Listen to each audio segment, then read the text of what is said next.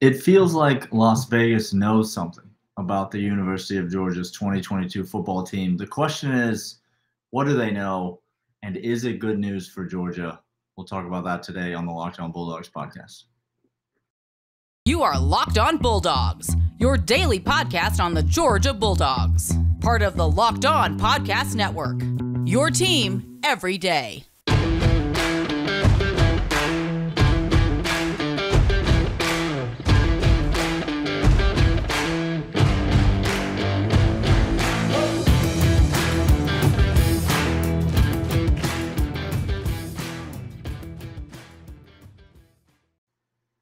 Hello and welcome to the Locked On Bulldogs podcast. I am Daniel. Clint is out today, but welcome back to another week of shows. Hope you had a great Memorial Day weekend. This podcast, thanks for joining us. If you're on audio, Apple Podcasts, Stitcher, Spotify, wherever you get your audio podcast, thanks for listening. Thanks for subscribing, following us on any of those platforms. Leave us a rating and review. We would appreciate that greatly. And tell us how much better the show is when Clint is here, and that'll make him feel better about himself. So if you're on YouTube, thanks for being here. Drop us a comment, subscribe, thumbs up. All those things are appreciated. We got a full week of shows. We got a bunch of stuff we're going to get to, and today I want to talk about one of Clint and I's favorite things to talk about. This won't be the only time this offseason we talk about something like this, but some early season lines are out. And if you know us on this podcast, you know that this is one of our favorite times of the summer. It's really when you can start getting excited about some of these football games, because you get to really visualize what it's going to be like when Georgia takes the field against some of these teams. Las Vegas has put out some spreads, which some might argue don't really mean that much, because we still have all of fall camp to go through. There might still be some transfer stuff that happens. There might be injury stuff that nobody knows about. Who knows what, people are going to overperform, people are going to underperform. So you might be the type of person that says you shouldn't read too much into these off-season look-ahead lines. But I do think that, number one, if you're a bettor, you can get some value in these lines. And so I think there's something to say about that. But number two, even if you're not a bettor and you're just a Georgia fan, I think some of these lines offer some pretty valuable insight into what Las Vegas thinks Georgia's team is going to be all about. And let's start right at the top, the big picture, not early game lines, but let's talk about the fact that Las Vegas right now has the University of Georgia, I believe, tied with most places that you look, tied with Alabama in terms of most likely to win the national championship in 2022-2023 season.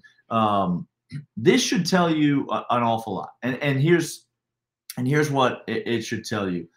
Georgia has lost everything off of this team. If you don't believe me, just check the comments on the YouTube videos, and they will let you know that Georgia has lost everything. Every player, every coach, everyone who's ever done anything for the University of Georgia is now no longer affiliated with the program. Mark Richt has officially lost control of the University of Georgia football program. There's no one returning. And Alabama, on the other hand, returns the Heisman Trophy winner, Bryce Young, the greatest quarterback to ever play college football, unrivaled. That's not even an arguable fact. It is just an absolute statement of truth. And Will Anderson, who's somehow a better football player even than Bryce Young. They returned the two best players in all of college football, one on the offensive side, one on the defensive side of the ball. They have cut a bunch of dead weight off the team. Everyone that transferred out of the Alabama program was dead weight. We didn't want them. Didn't need them. And they've added one of Georgia's only talented wide receiver. They've added the best wide receiver to ever play at the University of Georgia, in fact. And yet, people who get paid a lot of money, people who make their livelihood, who build their business off of handicapping football teams have decided that Georgia and Alabama are even odds to win the national championship. That should tell you an awful lot about what Las Vegas thinks about the University of Georgia. All of the rhetoric this year is going to be around how is Georgia going to do? Can they defend? Can they bounce back? They lost all these people, 5 first-round draft picks, blah, blah, blah, blah, blah, blah, blah, set all these records. NFL draft's never seen anything like it. Now, how are they going to bounce back? How are they going to reload? How are they going to be able to do this without this guy, this guy, this guy, this guy? And yet, even with Alabama to win the national championship. Now, I'm not saying that in my mind, Georgia is even with Alabama to win the national championship, but my mind doesn't really matter. My mind doesn't get paid to have these opinions, but the people in Las Vegas do, and this is where they have it handicapped at this point. It should tell you an awful lot about, again, what they think about the University of Georgia. I want to talk about 4 specific games that the lines are out: the Oregon game, the Florida game, the Tennessee game, and the Auburn game. So we're going to talk about all 4 of those games. The spreads are out. We'll talk about what I like about the spreads, what I don't like about the spreads. And Georgia is on the wrong end of a bunch of hooks so far in these look-ahead lines.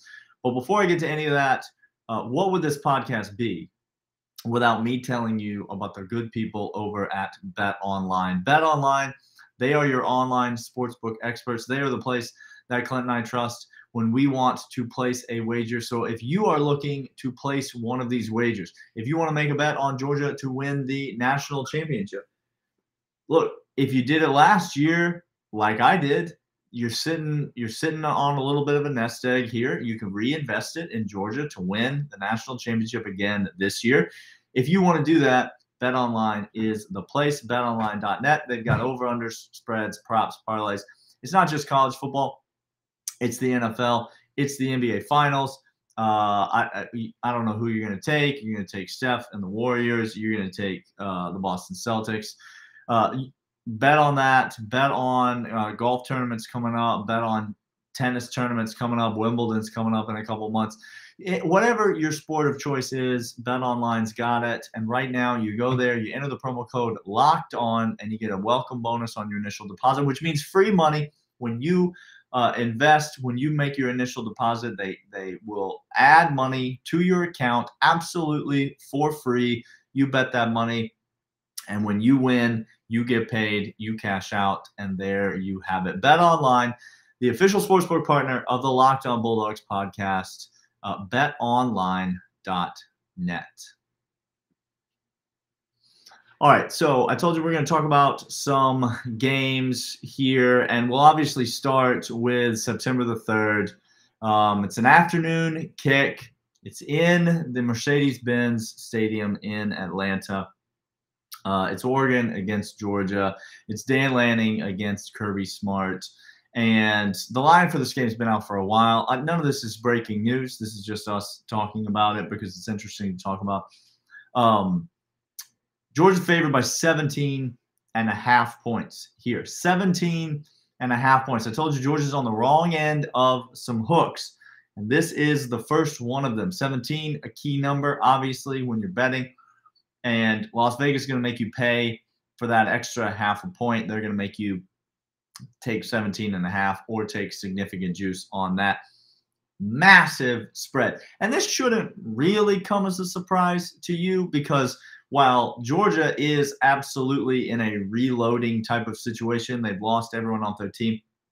Oregon, number 1, not all that great last year. And then they have fixed their quarterback problem by adding Auburn transfer which is, listen, if you're gonna go out and try to fix the quarterback problem, and the answer that you come up with is the guy that was literally the Auburn legacy, who could do no wrong at Auburn, led them, had a massive comeback win against LSU as a freshman. All of these absolutely magical moments. He escaped the pocket, incredible athlete. You can't bring him to the ground.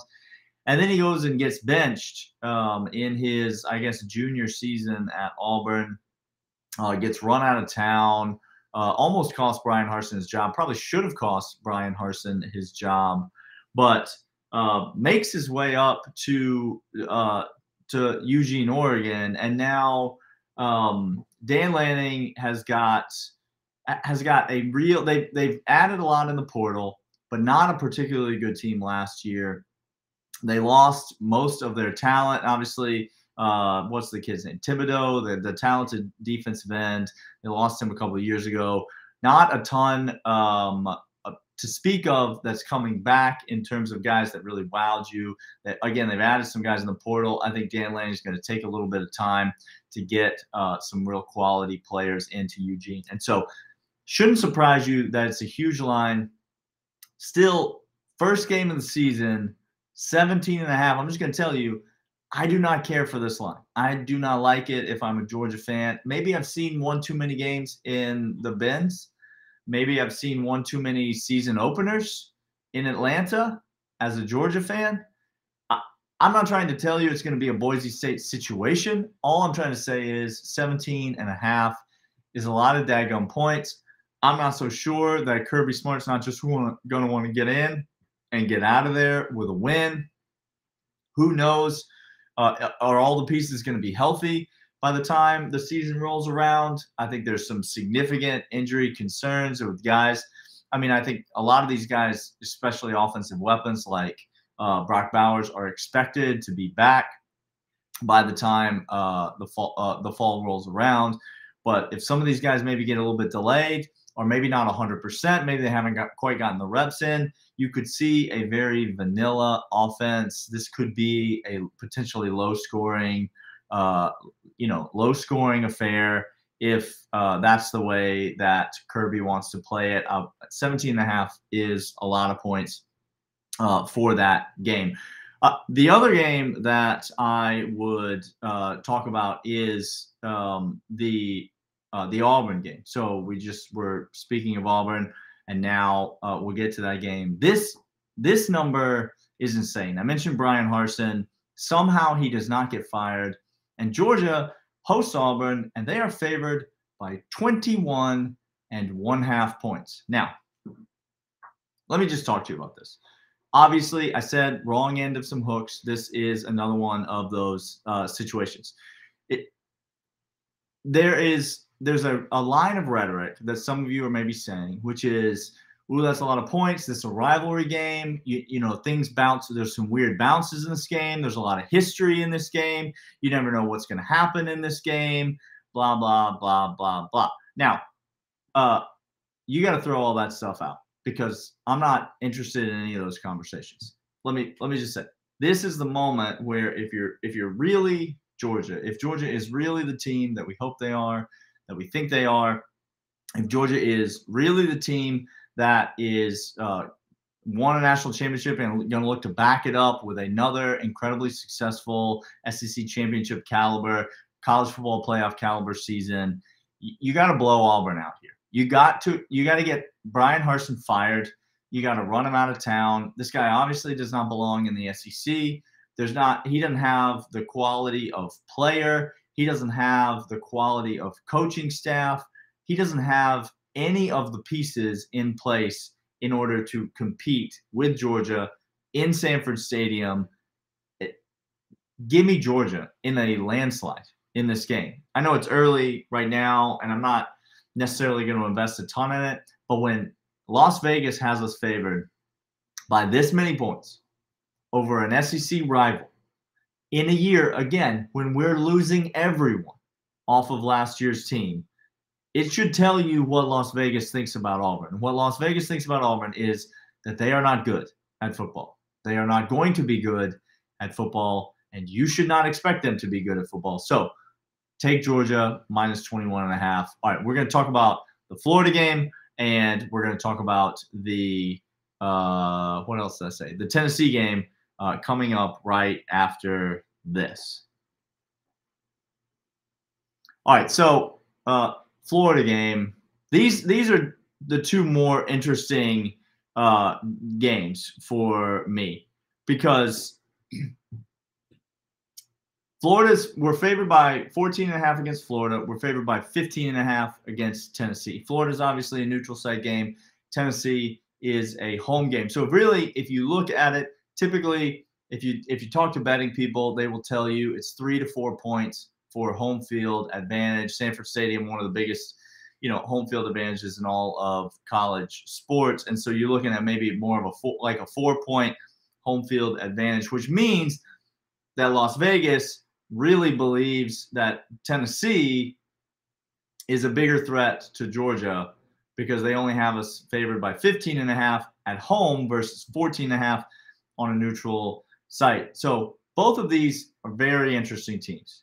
Obviously, Florida with a new coach coming in, Anthony Richardson, they're hanging all their hopes on this guy at quarterback who, listen, was a better quarterback than Emory Jones last year, has always been a better quarterback. It's just that there was a guy coaching in Gainesville who was apparently such a quarterback guru that he could not see that this quarterback was clearly better than that quarterback. And so all the Florida fans and beat writers, made a big deal about it, but it didn't seem to matter. And exit Dan Mullen, exit Emory Jones, enter Anthony Richardson. And now Florida's a bit of a wild card. You don't really know a ton. You know that you look and you see what kind of offenses. You can maybe get an idea of what to expect. Maybe you get some tempo in the offense. Certainly, you're probably going to see something that's a bit more dynamic than the Dan Mullen offense. But you don't really know what to expect with Florida. You know that they have the talent at quarterback. Now you shift the other way to Tennessee, and this is a team that Clint and I have said we think is moving in the right direction. We think that Tennessee is a program under Heupel that is ascending in the SEC. And once they start to put class after class together, once they start to get pieces in place and get players in position, this could be a team that is a legitimate threat to Georgia moving forward down the road. Tennessee is almost the exact opposite of Florida in the sense that one of Florida's only certainties is at the quarterback position. I mean, they have other certainties, obviously. Brent Cox is a football player, so he would like you to remember. And they have other guys as well. Tennessee has a lot of uncertainty at the quarterback position. They obviously have a dynamic offense. They have dynamic play calling. You saw last year what they can do with inferior talent. They can certainly put points on the board. Will they be able to play any defense this year? Will they be able to get anything out of the quarterback position, potentially starting a young guy, but Georgia gets him late in the season, so maybe he's more experienced. I'm just going to tell you, I would lay it with Florida 14.5. I wouldn't be scared of it at all. I think, again, if you're Georgia, this is where you got to put your foot down. This is where you got to say, no, we're not that program. We're not the program that worries about rivalry games and some sort of a curse and some sort of a this and some sort of a that. We put that to bed last year. And so you crush Florida because we're on top. They're on the bottom. They are in a full-sail rebuilding mode. We are not. So you crush Auburn last year, even though game at Jordan-Hare Stadium, Bo Nix, you never know what he can do, blah, blah, blah, all the stuff that gets talked about. We destroyed them last year. That's what you got to do to Florida this year. 14.5-point spread. It's not enough. That hook should tell you something. Las Vegas wants you to take Florida plus the 14.5. And so I would love to take Georgia minus the 14.5. Now, Tennessee with the 15.5, that's where I would get a little bit nervous. I could see that being inside of 2 touchdowns. Obviously, there's a lot to learn about Tennessee, but big picture moral of the story is what I said at the beginning of the show, which is Las Vegas is trying to tell you something. If you're an Alabama fan, which I know you are, you're watching the show, Las Vegas is trying to tell you something. If you're a Florida fan, Las Vegas is trying to tell you something. if you're an Auburn fan, ugh, Las Vegas is screaming at you, and you probably don't want to hear what it is that they're trying to say. But if you're a Georgia fan, you take heart, because I know Georgia fans are optimistic about this team. I know Georgia fans are not down in the dumps about all the players we lost. I mean, some are.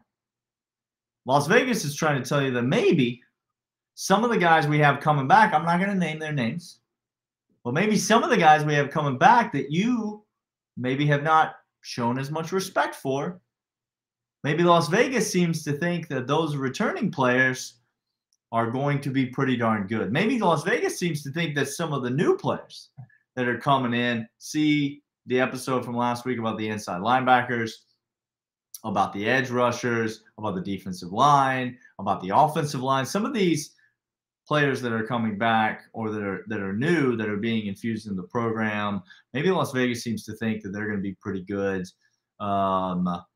So something to keep an eye on. It'll be interesting to see how these odds change as we move through the offseason and get closer to fall camp. Obviously, you don't expect a big change anywhere between now and then unless you get some massive transfer news or injury news, which could move the line more than a point or so. But as we get closer to September, obviously we will talk much more about this. Clint will be back tomorrow, and we'll have a bunch more on the Locked On Bulldogs podcast here on the Locked On Podcast Network, your team every day. See y'all then.